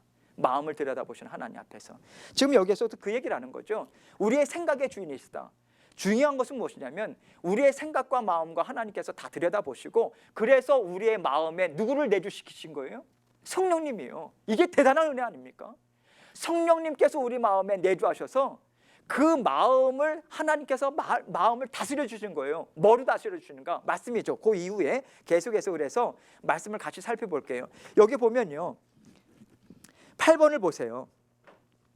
자, 우리 성령님께서 우리 마음을 들여다보시고 마음과 생각을 다스려 주신단 말이죠. 계속해서 우리의 마음이 곁길로 가는가? 그것을 우리가 무엇을 통해서 합니까? 여러분 성경이요. 성경을 캐논이라고 하죠. 캐논이라고 하는 것은요. 기준이 되는 뭐라 그래요? 그 표현이 뭐예요? 예? 자예요, 자. 그래서 그 자를 했을 때 그거보다 길다 짧다라고 하는 것을 그 자가 있어야만 가늠이 될 수 있는 거잖아요. 캐논이라고 하는 성경도 중요합니다. 하나님의 말씀이 옳다라고 하는 것, 옳지 않다라고 하는 게 하나님의 말씀이 기준이 되어서 우리가 생각이 거기에 맞춰줘야 하는 것이지, 그렇지 않으면요 우리는 하나님께서 말씀하시기 전에는 그것을 죄로도 인식하지 못하고요, 우리가 곁길로 나가는 것도 인식하지 못합니다. 이해가 되시죠? 그런 의미에 있어서 지금 하나님께서 어떻게 우리를 하나님이 기뻐하시는 마음과 생각으로 계속해서 다스리며 나가실 수 있는가? 8번 봅니다. 하나님의 영의 감동하심으로. 자, 밑줄 그시죠? 하나님의 영의 감동하심으로. 성경의 일부를 기록한 바울은 다음과 같이 말합니다. 이것도 학자들이 쓰면서요 그냥 예사롭게 쓴 게 아닙니다. 이것은 성령의 영감설이에요. 하나님께서 감동하셔서 오류가 없도록 하나님께서 무엇성, 성경에, 왜냐하면 모든 믿는 자들의 사상이나 생각이나 믿음은 어디로부터 나옵니까? 하나님의 말씀으로부터 나오는데 하나님의 말씀이 구원함에 이르는 데 있어서의 오류가 있다라고 하는 부분에 있어서는요, 그런 부분에 있어서는 큰일 나는 거죠. 성령께서 감동하심으로, 다시 말하면 성령께서 온전히 주장하셔서 오류가 없도록 하나님께서 지켜주셨다, 이 얘기입니다. 그래서 감동으로 성경 일부를 기록한 바울이 무엇이라고 얘기하는가? 자, 고린도후서 10장 4절로 5절입니다. 여기 책에는 5절만 쓰여져 있는데 4절 5절 여러분께 나눠드린 프린트물 볼게요. 같이 읽습니다. 시작. 우리의 싸우는 무기는 육신에 속한 것이 아니요 오직 어떤 견고한 진도 무너뜨리는 하나님의 능력이라. 모든 이론을 무너뜨리며 하나님을 아는 것을 대적하여 높아진 것을 다 무너뜨리고 모든 생각을 사로잡아 그리스도에게 복종하게 하니. 자, 우리의 싸우는 무기, 자, 싸우는 동그라미 치시죠. 기본적으로 믿는 자들의 싸움, 영적인 싸움은 계속해서 진행이 된다. 그런데 육신적인 싸움이 아니다. 영적인 싸움이다. 영적인 싸움에 있어서의 세상은 세상을 무엇이라고 이야기하는가? 견고한 진이라고 이야기합니다. 세상을 얕보지 말라는 거예요. 세상을 아무렇지도 않게 쉽게 생각해서 신앙생활도 그렇고 룰루랄라 그 삶이 아니라는 거예요. 죽고 사느냐 그 문제인 것이고, 하나님의 능력으로 전시갑줄이 있지 않으면 우리는 그 싸움을 감당할 힘이 없어요. 100점 100패입니다. 우린 쓰러질 수밖에 없는 거예요. 그래서 견고한 진이다. 사탄의 그 견고한 진이라고 하는 것은 오늘날에 있어서도 우리가 무시해서는 안 돼요. 우습게 생각하면 안 됩니다. 만만한 존재가 아니에요. 그렇다고 해서 두려워서 뒷걸음질 치라는 게 아닙니다. 그러나 상대방을 얕잡아 보지 말라는 거예요. 견고한 진입니다. 근데 견고한 진을 무엇이 무너뜨립니까? 하나님의 능력이라는 거죠. 그래서 여기 능력으로 무너뜨리는데 모든 이론, 자, 이론 동그라미 치시죠. 이론을 동그라미 치실 때 모든 생각과 도모 이렇게 쓰시면 되겠어요. 세상적인 생각과 도모를 이야기하는 거예요. 세상적인 생각, 도모, 이것을 이론이라고 이야기합니다. 그래서 견고한 진이라고 하는 것이 무엇을 통해서 먼저 나오는가? 모든 이론. 근데 모든 이론이 어떠한 이론인가? 뒷부분 보세요. 하나님을 아는 것을 대적하여 높아진 것을 다 무너뜨려, 이렇게 나옵니다. 대적하는 거예요. 하나님을 아는 것. 그래서 지금 이 세상에서 지금 나타나는 현상이 무엇입니까? 말세를 가면 갈수록요 유독히 희한해요. 그냥 본인들이 창조적으로 하면 되는데 무엇으로 그 사회 현상이 계속해서 짙게 나타나냐면 성경에서 하나님께서 죄라고 이야기하고 옳지 않다라고 이야기하는 그 부분들만 골라서 하나하나 견고한 진을 세워나갑니다. 이게 무서운 거예요. 그것을 대적하는 거예요. 그래서 지금 하나님께서 지금 우리의 모든 생각을 대적하여 준 것, 높아진 것 다 무너뜨리고 이것에 모든 생각을 사로잡아 생각 동그라미 치시고요. 이 생각이라고 하는 원어적인 의미가 뭐냐면 계략입니다. 계략. 부정적인 뉘앙스예요. 부정적인, 어디서부터 나왔겠습니까? 사탄이죠. 이것을 사로잡는다는 전쟁 용어예요. 전투 용어입니다. 마치 상대방을 쳐서 무찔러 가지고 복종하게 하는 거예요. 그런데 누구에게 복종시키는가? 그리스도께 복종시킨다, 이 얘기입니다. 회개를 하더라도 하나님께 돌아가는 것이고, 우리의 생각을 사로잡아 가지고 그래도 이 세상에서 악하지 않게 그럭저럭 살아가는, 그게 아니에요. 예수 그리스도께 복종시키는 거예요. 주님의 마음을 갖는 것입니다. 주님의 생각을 갖는 거예요. 여기에 복종시켜라. 모든 생각, 이거를 보면서요, 여러분 이 말씀을 보면서 나와는 별로 상관이 없네, 세상의 계략이래, 세상의 이론이래, 하나님 대적하는 건 나는 적어도 그러한 것들이 없는데, 이렇게 생각하지 말라는 거예요. 왜? 모든 부분에 있어서 죄성이라고 하는 죄의 근원도 우리 마음에 있거든요. 하나님을 대적하는 생각이 일어나요, 안 일어나요? 안 일어나면 좋겠는데 일어나죠. 예, 그게 싸움이 아니겠습니까? 그래서 하나님께서, 그래서 계속해서 저도 생각하는 거예요. 어떨 때는 하나님 참 이해하기 어려워요. 예, 이해하기 어렵고요, 좀 섭섭한 마음도 들어요. 그래서 때로는 그렇게도 아뢰요. 예, 주님 섭섭합니다. 예, 하나님 앞에 감출 게 뭐 있겠습니까? 섭섭한 걸 어떻게 해요? 감춘다고 감춰줍니까? 하나님께서 오히려 섭섭하다고 너가 입술로 그냥 고백해, 그거를 원하는 것 같아요. 그런데 섭섭하지만 그래도 기도하면서 하나님께서 기도를 교정시켜 주시잖아요. 섭섭함인데, 섭섭함이라고 하는 건 왜 그렇습니까? 내가 생각하는 것만큼 지금 안 주시는 거잖아요. 근데 하나님께서 무엇을 기억하게 하시는가? 너가 있었던 자리가 어떠한 자리였냐? 자꾸만 이거 생각하게 하시는 거예요. 너가 몇 년 전 이맘때 어떻게 했냐? 어떤 자리에 있었냐? 아무 소망이 없었는데, 여기서 제 인생 끝난다고 생각했는데 지금 어떠하냐? 사역을 할 수 있는 장을 마련하고 함께 어떻게 해서든 교회를 일으키겠다고 마음을 모으는 지체들이 있지 않냐? 하나님께서 그런 생각을 주시는 거예요. 그러면 섭섭한 마음이 들더라도 제가 마음에 아유 하나님 감사합니다. 아유 하나님 제가 정신이 없었어요. 그런데 하나님 앞에, 여러분 그게 중요한 거 아닌가요? 저도 이 사람하고 얘기를 나누고 하면서 이 사람이 섭섭해하는 게 뭐냐면 자꾸만 제 마음이 이렇게 솔직하게 못 하는 거예요. 자존심이 있으니까, 약한 거 보여주고 싫으니까 이제 안 하는데, 예, 그 될 수 있으면 좀 솔직하게 얘기해 주면 마음과 마음이 통해지는데 연습하는 중이에요. 그런데 여러분 하나님께서는요 계속해서 이 자리를 원하시는 것 같아요. 말씀의 자리로 나아가면서 우리가 왜 자꾸만 말씀의 자리로 나아가고 기도의 자리로 나아가고 예배의 자리로 나아갈 수밖에 없는가? 생명줄이기 때문에. 왜? 여러분 참 희한하죠? 그 자리를 통해서 하나님 주시는 음성이 있는 거예요. 아, 이거 가지고 지금 일어서라고 하시나 보다. 그 한 음성이 있는 거예요. 그거 붙잡고 일어서라고 하는 하나님의 말씀을 주시기 때문에. 그래서 제가 섭섭한 마음이 있는 게, 섭섭이가 참 무서운 거 아니겠습니까? 섭섭한 마음이 일단 들었다 하면 끝나는 거예요. 그래서 거기부터 다스려 나가야 되는데 나 혼자는 안 되더라 이거죠. 그래서 말씀의 자리에서 하나님께서 은혜를 주시다. 여기서도 무엇을 이해합니까? 모든 생각을 사로잡아서 누구에게? 그리스도에게로. 그리스도가 누구냐? 너는 내 것이라 하고 생명을 주신 분 아니냐? 자식도 맡겨라, 생업도 맡겨라, 다 맡겨라. 저도 그래요. 우리 아이들을 위해서 요즘 기도하거든요. 큰 아이도 많이 고생해요. 많이 고생하는데 제가 불평을 할 수가 없어요. 저도 힘들지만 아이도 힘들잖아요. 그러면 제가 지금 버티는 것도 나도 힘들지만 그래도 저는 만나는 사람이라도 있잖아요. 네, 만나는 사람이 있고 같이 밥 먹을 사람도 있는데 얘는 뭐 못할 때가 많잖아요. 그거 생각하면서, 그러면서 자꾸만 예수 그리스도께서 나에게 지금 주신 것은 감사하라고 만족할 수 있는 거 주신 거다. 어떠한 거든지 간에 감사로 받으라고 하는 것이 하나님의 뜻이라고 하는 것이 말씀을 통해서 깨달아지는 걸 어떻게 하겠어요? 누가 깨닫게 하시겠어요? 성령님이에요. 예, 그래서 모든 생각을 사로잡아서 내 스스로의 힘을, 하나님의 능력이라, 하나님의 디나미스, 하나님의 정말 이렇게 폭발시키는 능력, 그 능력이 우리와 함께 있기 때문에 모든 생각을 사로잡아서 누구에게로? 그리스도에게로. 그래서 하나님을 대적하여 높아지려고 하는 것, 하나님을 의심하려고 하는 것, 불평하려고 하는 것, 자꾸만 사로잡아서 하나님의 능력으로 의지해서 사로잡아서 하나님께 내어놓을 때 하나님께서 내가 그 집 맡아줄게, 나와 함께 힘있게 일어나자, 그 말씀 주시는 것입니다.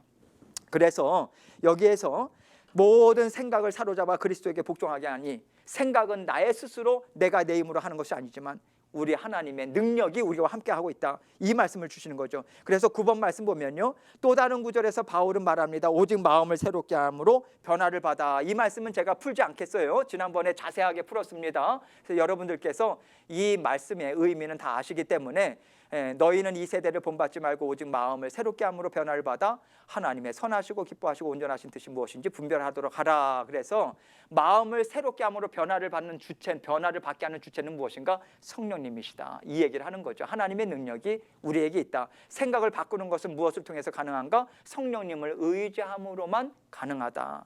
자, 그러면 34쪽 봅니다. 뒷부분.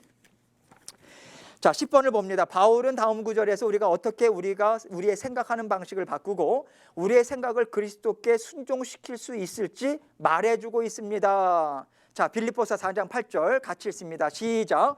끝으로 형제들아, 무엇에든지 참되며 무엇에든지 경건하며 무엇에든지 옳으며 무엇에든지 정결하며 무엇에든지 사랑받을 만하며 무엇에든지 칭찬받을 만하며 무슨 덕이 있든지 무슨 기림이 있든지 이것들을 생각하라. 자, 생각하라 동그라미 치시고요, 쉽게 생각하면 이것들로 채워라, 이렇게 생각하시면 조금 더 편할 것 같습니다. 어떻게 우리가 생각하는 방식을 바꾸겠는가? 하나님이 주시는 것으로, 다양한 것으로 채워라, 그 얘기를 하는 거죠. 그래서 여기 참되며 뭐 어렵지 않죠. 거짓 때문에 상반되는 개념이죠. 거짓이 아닌 거예요. 진실된 거예요. 그 참된 거죠. 참인 거죠. 참으로 채워라. 두 번째, 경건하며. 경건하다라고 하면요, 여러분 금방 감이 안 오죠. 경건하다라고 하는 그 사전적인 의미는 뭐냐면 위대한 대상 앞에서 우러르고 받드는 마음을 경건함이라고 이야기하더라고요. 경건이라고 하는 그 단어를 쓸 때 사전적인 의미는 위대한 대상 앞에서 우러르고 받드는 것. 그런데 신약에 있어서의 성경에 경건이라고 하는 단어를 쓸 때는요, 모든 종류의 하나님을 경외하는 태도를 이야기합니다. 태도라고 하는 것은 마음이 전제가 되는 것. 모든 종류에 있어서 하나님을 경외하는 마음과 태도를 경건함이라고 이야기해요. 그래서 칼빈은요, 경건함이라고 하는 것을, 이거 다시 한번 얘기할게요. 신약적인 개념의 경건함은 모든 종류의 하나님을 경외하는 태도다, 이게 경건함이다. 그래서 칼빈은 경건은 하나님에 대한 경외와 하나님에 대한 사랑이 결합된 것을 말한다, 이렇게 이야기를 합니다. 경건함이라고 하는 것을 그래서 하나님을 사랑하는데 하나님께서 정말 그 하나님이 어떤 분이신가 성품을 생각하고 그분이 생명주가 되신다, 심판주도 되신다, 이런 것들에 이 생각을 하면서 하나님 앞에 좀 내 마음과 생각을 잠깐만 다 잡으려고 하는 그러한 것을 경건이라고 볼 수 있는 거죠. 무엇에든지 옳으며. 자, 옳으며 동그라미 치시고요. 여기도 전제가 무엇입니까? 하나님이 옳다 하는 게 옳은 거예요. 하나님의 옳다 인정함을 받는 그 옳음. 다시 얘기해서 성경에서 이야기하는 이것이 너희를 향하신 하나님의 뜻이다. 자, 하나님의 뜻이라고 성경에서 보면요, 이것이 하나님의 뜻이다 해가지고 분명하게 나타난 구절이 있죠. 무엇입니까? 항상 기뻐하라, 쉬지 말고 기도하라, 범사에 감사하라, 이는 너희를 향하신 하나님의 뜻이니라. 분명하게 말씀하셨죠. 그게 옳다는 거예요. 항상 기뻐하는 거, 쉬지 말고 기도하는 거, 범사에 감사하는 거. 범사라고 하는 것은 자그마한 것이든지 너희가 원하지 않았던 일이라 할지라도 감사하라. 감사로 나아갈 때 감사의 기도 제목이 더욱더 풍성하게 나타나도록 내가 일하겠다, 이 얘기거든요. 그게 하나님의 뜻이다. 그게 옳은 것이다. 이것으로 채우라는 거예요. 그래서 여러분 정신이 번쩍 나지 않아요? 어떻게 항상 제가 기뻐하십니까? 지금 기뻐하지 못한다고 하더라도 하나님 이 시간에는 좀 참아 주셔야 돼요. 하나님은 항상 기뻐하라, 이 말씀 주시는 거예요. 그러면 우리가 해야 되는 것은 기뻐하겠습니다. 기뻐하려고 노력하겠습니다. 이게 옳다는 거죠. 그렇게 채우라는 거예요. 우리의 생각으로 끌려가지 말고 그 생각을 끊는 건 너희 생각으로 안 된다는 거예요. 하나님의 말씀으로 끊고 하나님의 말씀으로 채워라. 옳은 것으로 채워라. 무엇에든지 정결하며 도덕적인 정숙함을 이야기합니다. 도덕적인 정숙함. 엄격한 의미에 있어서의 순결함이죠. 깨끗함이죠. 또 무엇에든지 사랑받을 만하며. 자, 사랑받은, 여기에서 사랑받는다라고 하는 게 참 재미있는 용어를 썼어요. 원어적인 의미 보면요, 즐겁고 유쾌하다, 이 의미가 담겨 있어요. 즐겁고 유쾌하다, 이게 사랑받을 만하다, 이렇게 이야기했습니다. 근데 이게 맞는 것 같아요. 여러분, 이렇게 사랑스럽다라고 하는 게 이렇게 보면 일단은 밝으면 참 사랑스럽죠. 밝고 유쾌한 거, 예, 그러면 참 예뻐요. 자녀들도. 그래서요, 이렇게 가만히 보면 우리는 자꾸만 하나님을 생각하면, 일단 저도 그러니까 참 조심하려고 하는데 어느 때부터인가 여기가 자꾸만 이렇게 줄이 가요. 벌써 이렇게 딱. 예, 이게 뭔가 진지하게 기도도 하려면 이렇게. 그래서 요즘 웃으면서 기도하려고 이렇게. 예, 왜냐 이게 자꾸만 인상이요. 인상이 제가 이렇게 뭐 저기 뭐야 그 인상이 안 좋진 않잖아요. 근데 근데 여러분 자꾸만 밝은 게 맞는 것 같아요.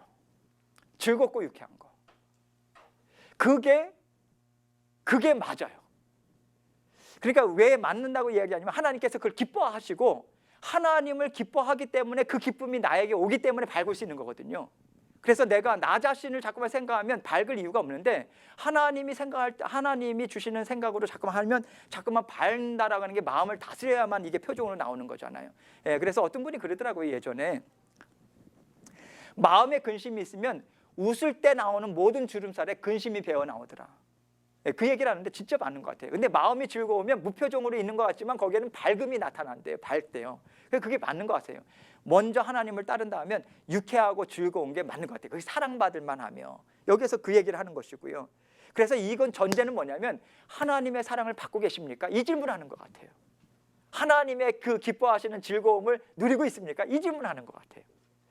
그리고 무엇에든지 칭찬받을 만하며 무슨 덕이 있든지, 덕이 있다라고 하는 것은 도덕적으로 뛰어난 걸 이야기하고요. 무슨 기림이 있든지, 기림이라고 하는 것은 도덕적인 그 인정이 돼서 칭찬을 받는 것.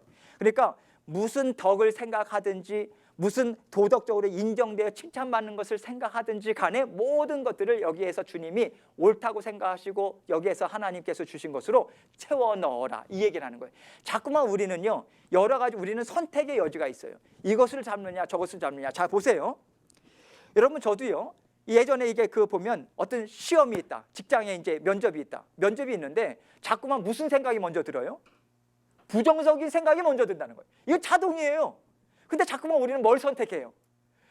결과는 안 나타나는데 부정적인 생각을 먼저 우리는 붙잡아요. 어떤 사람과의 관계에 있어서도 자꾸만 그 사람은 그렇게 생각하지 않는데 부정적인 생각을 먼저 붙잡아요. 그래서 우리가 마음이 자꾸만 끌려가는 거예요. 하나님께서 모든 것을 다스리고 계시다. 그래서 하나님께 올려드리고, 하나님 이 순간에도 주님께서 아름답게 다스려 주십시오. 그것을 믿는 믿음으로 나아갈 때 하나님께서 다스려 주시더라. 그걸 가지고 평안함으로 하나님 주시는 좋은 마음을 갖고자 애를 써야 한다. 지금 이것으로 먼저 얘기하는 거예요. 생각, 무엇으로 우리가 생각을 바꿀 것인가? 하나님이 원하시는 것으로 채워라. 먼저 채워라. 그 얘기를 하시는 거죠. 2번을 봅니다. 2번을 보면요. 밑에 여기 10번 그 34쪽 밑에 보면요, 되게 중요한 말이 있죠.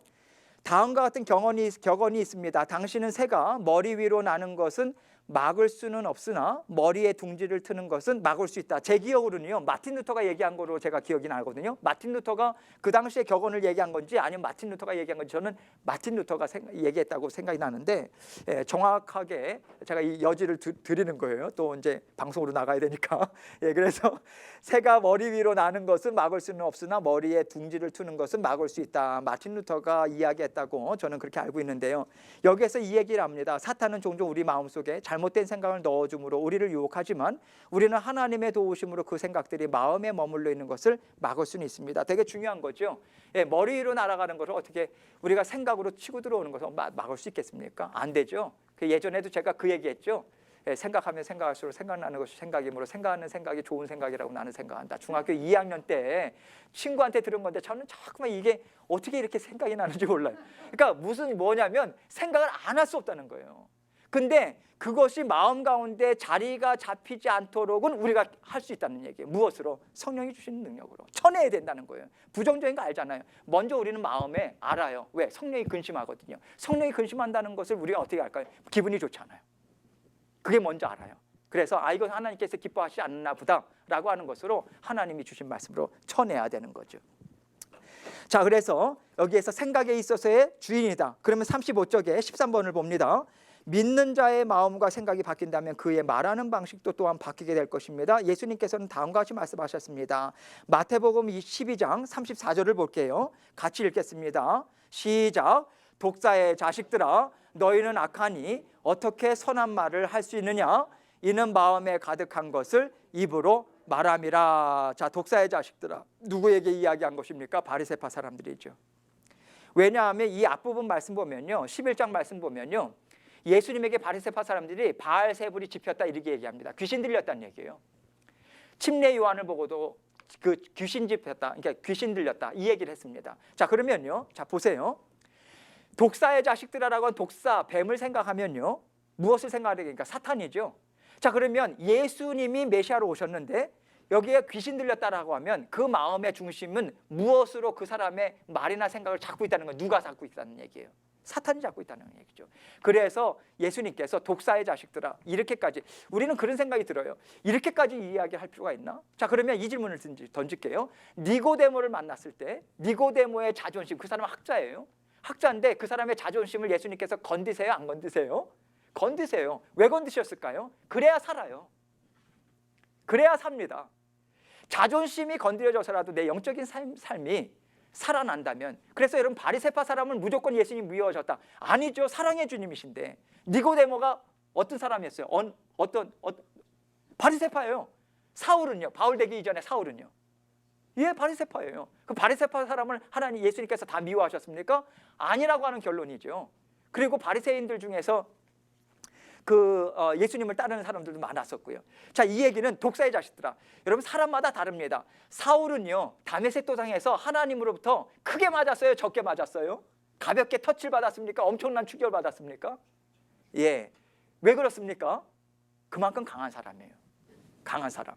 그래서 충격파가 필요한 거죠. 그래서 여러분 하나님의 능력이라고 하는 것을 칼바르트가 하나님의 능력이라고 하는 것을 파쇄하는 능력이라고 표현하면서 큰 바위를요, 옛날에도 그렇게 했나 봐요. 큰 바위를 그거를 폭파시킬 때는, 잔 것으로 폭파시킬 때는 옆으로 정으로 쫓는 것은 안 된대요. 그 중간에 그 다이너마이트가 들어갈 수 있는 깊은 것을 중간까지 뚫고요, 거의 다이너마이트를 하면 완전 파쇄가 돼버린답니다. 하나님의 능력은 그러한 우리의 생각과 모든 것을 파쇄시키는, 이게 하나님의 능력인데, 지금 바리새파 사람들에게 있어서도 충격파를 주는 거예요. 너희가 말하는 그 내용을 보면 너의 마음에 무엇이 있는가를 너희들은 분명히 알아야 된다. 이게 사랑의 음성 아니겠습니까? 그래서 독사의 자식들아, 이 정도까지 말을 하면서 너희는 악하니 어떻게 선한 말을 할 수 있느냐? 악하다라고 하는 것은 무엇으로 증거가 되는가? 나에게 귀신 들렸다라고 하는 것을. 그래서 여러분 이게 얼마나 중요한가? 사람을 살리고 하나님의 영광스러운 일을 나타내면서 군중들은 하나님 앞에 정말 배우지 못하고 연약한 자들은 하나님의 일입니다 기뻐 뛰노는데, 정작 평생을 하나님의 말씀을 정말 보고 배우는 사람들은 옆에서 저거는 귀신 들렸다고 이야기하니 얼마나 무서운 일이겠습니까? 오늘날 우리 교회도 마찬가지인 거예요. 하나님이 하시는 일을 보면서 정말 손뼉치고 감사하고 그 일에 진정으로 기뻐하며 동참하는가? 아니면 나의 생각에 사로잡혀서 동참하지 못하는가? 항상 이런 부분에 있어서 갈림길이 있다라고 하는 것을 우리는 생각할 수 있어야 되는 거죠. 그래서 지금 여기에서 말이라고 하는 영역, 이 부분을 지금 그 바리새파 사람들의 말을 가지고 주님께서 이야기하는 것이고요. 이 부분이 또 우리에게 왜 이렇게 중요한가? 여러분 우리 가만히 보면요, 저도 내가 영적으로 이미 지금 벗어났는가 아닌가라고 하는 것이 가장 먼저 나는 것이요, 말의 실수예요. 저 같은 경우는 말의 실수로 먼저 나와요. 말이 앞서거나 말의 실수가 자꾸만 반복이 됩니다. 그리고 말이 곱게 안 나가요.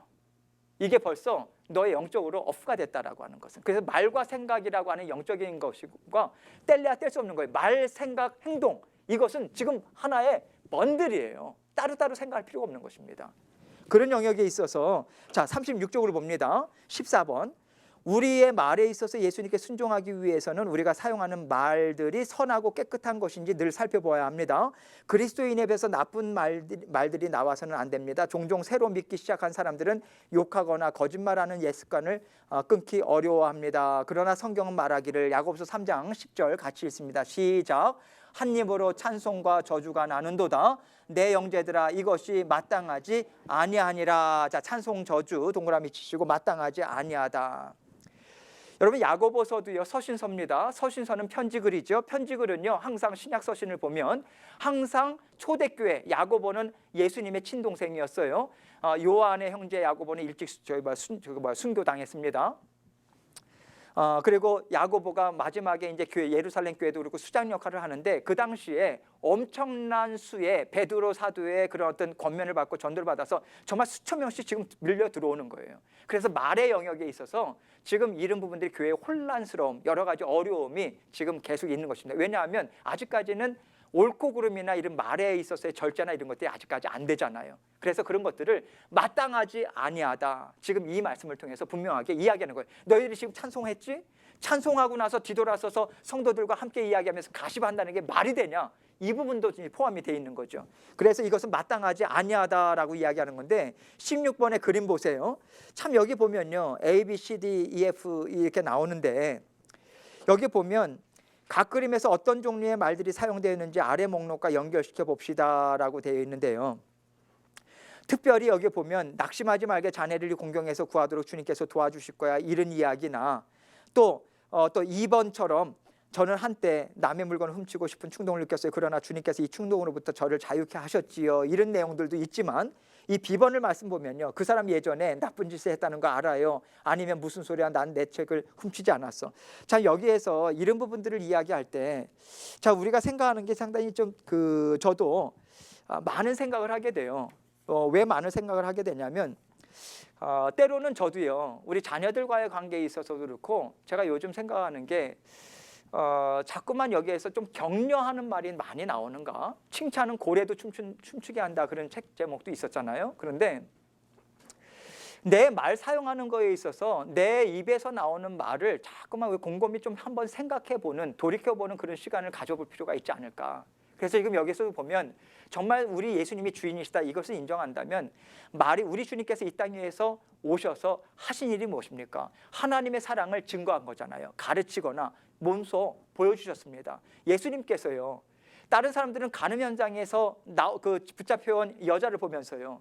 돌로 쳐 죽여야 된다고 돌 갖고 왔습니다. 근데 예수님께서 아무 말씀도 안 하시고 밑에 무엇을 쓰시죠. 무엇을 썼을까? 그거 갖고 평생 연구할 필요 없어요. 몰라요. 아무도 몰라요. 그거 갖고 또 연구 논문 한다고 그런 사람 있어요 없어요? 있어요. 네, 그러지 말라는 거예요. 뭘 썼든지 간에 몰라요 아무도. 그런데 그런 생각할 수 있는 여지를 주면서 누구든지 죄가 없는 자가 먼저 돌로 이제 뭘 해라. 그러면서 연장자부터 떠나잖아요. 인생의 연륜을 생각을 해볼 때 젊은이들은 혈기왕성해서 옳고 그름이 분명하게 흑백 논리가 있지만 연장자인 상황에서 내가 누구를 탓할 수 있겠느냐. 살아보니까 사람의 죄성이 그렇더라. 그런 부분에 있어서 말이라고 하는 영역도요. 내가 정말 내 자녀 또 나와 함께하는 사람들한테 격려의 말, 위로의 말, 하나님의 사랑을 전하는 말이 맞나? 아니면 너는 왜 이렇게 했어? 아니면 왜 저렇게 했어? 아니면 입에 지퍼를 그냥 벙어리처럼 닫고 있는가? 제가 많이 왜 이렇게 쳐다보십니까? 저도 왜요? 저도요. 그런 생각을 많이 하게 돼요. 말을 자꾸만 하려고 노력을 하는 게 중요한 것 같습니다. 말을 하되 하나님이 주시는 생각들 있잖아요. 이게 하나님께서 주시는 슬픔은 나누면 반이요. 또 함께 나누면 2배다 이런 얘기도 있듯이 자꾸만 내가 받은 은혜를 격려를 자꾸만 나눌 때는요. 하나님께서 기뻐하시는 일이잖아요. 그러면 마음이 기뻐요. 힘이 나요. 자꾸만 그 얘기를 하게 돼요. 격려도 하나님께서 기뻐하시겠어요? 안 하겠어요? 하나님의 성품이거든요. 그래서 말이라고 하는 영역에 있어서 이 범주에 들어가 있지 않다 할지라도 나는 정말 언어 생활을 격려하는 말을 많이 하고 있나? 정말 내 마음이나 이런 것들을 나와 함께 하고 있는 사람들하고 자꾸만 나누려고 하고 있나? 아니면 아직 어리니까 아무것도 모를 거야 라고 하면서 그냥 치부하고 외면하고 있나? 아이들도요 다 알아요. 놀라운 게 예전에 저도 놀랐는데 윤서가 여기 앞에 나가는 그 큰 사고가 났대요. 그래가지고 차가 부서졌는데 윤서가 그러대요. 저 정도면 많이 다쳤을걸. 이래요. 제가 너무 놀랐어요. 야 이게 애한테 나오는 얘기인가? 저 정도면 정말 많이 다쳤겠는데. 여러분 다 알아요. 그래서 자꾸만 나누는 것 이것이 중요하다고 생각하고요. 우리가 나쁜 말 안 하는 것으로 만족한다 그 영역이 아닌 거죠. 정말 선한 말 하는가, 격려의 말 하는가, 위로의 말 하려고 하는가. 그리고 무엇이든 작은 말이라도 집사님 이게 너무 수고하셨어요. 자꾸만 우리 교회가 이 연습이 돼야 돼요. 연습하는 공동체, 연습이 돼야 됩니다. 그래서 자꾸만 하나님 주신 마음, 그래서 하나님께서 왜 자꾸만 말씀으로 우리 생각을 다스리게 했어요? 생각이 바뀌면 우리의 마음이 바뀌고, 마음이 바뀌어야만 우리의 말이 바뀌고, 말이 바뀔 때 우리의 행동이 바뀌게 되는 거잖아요. 그래서 자꾸 하나님은 마음의 중심을 두고 말씀을 먹어라 하시는 거예요. 채우시는 거예요. 그 은혜인 거죠. 그래서 지금 여기서 야고보도 그 얘기를 하는 것이고요. 그리스도가 우리 행위의 주인이다 이렇게 이야기를 하는데요. 19번 말씀 봅니다. 그렇습니다. 그리스도께서 우리의 주가 되시기 위해 죽으시고 다시 살아나셨습니다. 그러나 말로만 예수님을 주라고 부르는 사람들에 대해서 예수님은 다음과 같이 말씀하십니다. 누가복음 6장 46절입니다. 같이 읽습니다. 시작. 너희는 나를 불러 주여 주여 하면서도 어찌하여 내가 말하는 것을 행하지 아니하느냐. 그래서 그 밑에 되게 중요한 말을 썼죠. 만약 우리가 한 말을 행하지 않는다면 우리가 주라고 부르는 것은 아무 소용이 없습니다. 다른 말로 하면 이중인격자나 마찬가지 거죠. 예, 한 입 가지고 두 말 한다. 이게 우리가 싫어하는 건 아니겠습니까? 우리도 싫어하는데 세상 사람들 앞에서는 더한 것이고요. 이 말씀, 나를 불러 주여 주여 하면서도 어찌하여 내가 말하는 것을 행하지 아니하느냐, 요 맥락을요, 지금 누가는 이렇게 표현했는데 마태복음 7장, 제가 거기다 적지 않았어요. 여러분 적을 수 있으면 적으세요. 마태복음 7장 21절, 마태복음 7장 21절, 요거는 나중에 댁에 가셔서 찾아보셔도 되고요. 이렇게 기록되어 있습니다. 하늘에 계신 내 아버지의 뜻을 행하는 자라여 천국에 들어가리라, 이렇게 이야기했습니다. 무서운 얘기예요. 내 아버지의 뜻을 행하는, 주여 주여 하면서 하나님의 말씀을 왜 안 따르느냐, 이 질문은 너희가 내 아버지의 뜻을 행할 때에만 천국에 들어가느니라. 들어가리라라고 하는 것은 미래적인 천국도 있고요. 천국은 하나님의 나라죠. 하나님의 나라는 하나님의 다스림이죠. 하나님께서 왜 다스려 주시겠어요? 복 주시기 위해서 다스려 주시죠. 사랑 주시기 위해서 다스려 주시죠. 그 얘기는 이 땅 위에 살아가면서 하나님의 기뻐하시는 뜻을 알아서, 그래서 우리는 배우는 자리에 있어야 되는 거예요. 자꾸만 배워야 되는 거예요. 배워서 채워서 그것을 기억하고 살아내는 것, 성령께서 도와주셔서, 그래서 아버지의 뜻을 행하는 자라야 이 땅 위에서 하나님의 나라, 이미 천국을 누리고 있는 것이고 맛보고 있는 거예요. 왜냐하면 그렇게 하나님의 뜻을 따르면서 살아갈 때 하나님께서 복을 주세요, 안 주세요? 주십니다. 여러분, 주십니다. 자꾸만 나는 단기적인 것으로 하나님께서 복 주시지 않나 보다 그렇게 생각하실 필요가 없다는 거예요. 이것도 생각을 자꾸 쳐서 복종시켜야 되는 거예요. 주신다, 하나님께서 주신다. 그 시기에 하나님께서 우리의 필요를 채우신다라고 하는 것은 영적인 필요에 있어서, 태균아 너는 지금 인내가 필요해. 너에게는 지금 인내의 열매가 나타나야 돼. 그럴 땐 하나님께서 내가 원하는 걸 주겠어요, 안 주시겠어요? 안 주시는 게 내 필요를 채우시는 거예요. 아멘? 예, 아멘 하셨어요? 예, 이게 왜 이렇게 중요한가? 여러분, 이게 힘들어요. 인내를 하나님께서, 인내의 열매, 오래 참음의 열매, 성령의 열매 아니에요? 절제, 열매 아니에요?